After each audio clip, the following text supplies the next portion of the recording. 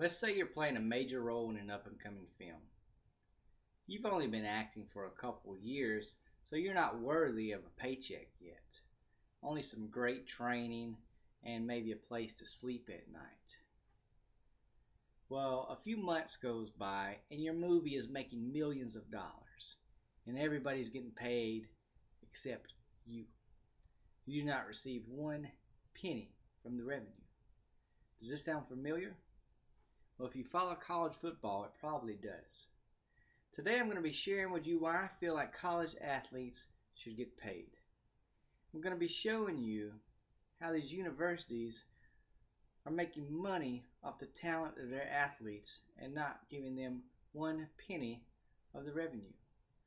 I'm going to be discussing how much money the NCAA brings in each year, why the NCAA does not want to share that money with the players, and then lastly, why the players feel like they're deserving to get paid.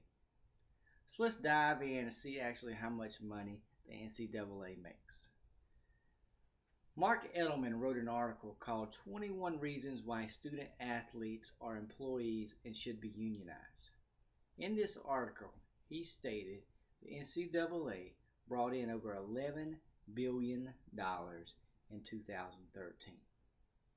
The University of Alabama alone brought in $143 million. Now, in that same article, Edelman also stated that most of the money stays in the hands of a select few administrators, athletic directors, and coaches. Well, Nick Saban is the current coach at Alabama, and his salary comes in just a little over $7 million. Alright, so now you know how much money the NCAA makes. Let's find out why they don't want to share that money with the players. The NCAA refers to the players as student athletes, saying they are students first and they should not be getting paid to play the game. They view their athletes as amateurs, saying they are not professionals and they should not get paid for their talent. NCAA President Mark Emmert said paying athletes will remove them from the college experience and they will no longer be in a position to gain the advantages of being a student. The NCAA also says that they do reward the athletes for playing the game, just not by writing them a check. One of the biggest ways is a free education.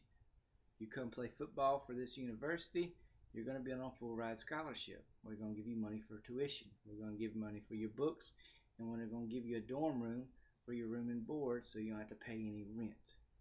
And the NCAA thinks that's fair and that should be enough.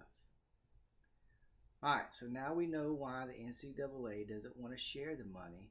Let's find out why the players feel like they're deserving of getting paid. Every Saturday, you have hundreds of thousands of people filling the stands and millions of people tuning in on TV to watch the games. Who are they watching? Are they watching the coaches? Are they watching the athletic directors? No, they came to watch the players. So the players feel like they're getting used because they're the ones that's bringing in all the revenue. We're going to watch a quick video of Arian Foster. He's currently a running back in the NFL, but he's going to talk about the time while he was in college at the University of Tennessee. Plenty of times where, throughout the month I didn't have enough for food. Our stadium had like 107,000 seats. 107,000 people buying the ticket to come watch us play. It's tough, like just knowing that, being aware of that. We had just won, and I had a good game, 100 yards, whatever. You go outside and there's like hundreds of kids waiting for you in the tunnel. You're signing autographs, you're taking pictures. Then I walk back and it's like reality sets in. Go to my dorm room, open my fridge, and there's nothing in the fridge.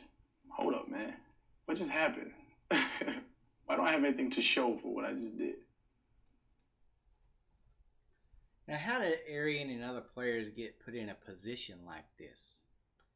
Well, according to USAtoday.com, football players And in the NCAA Division One, say they spend an average of 44.8 hours a week on their sport, whether it's playing the game, practicing, training, in the weight room.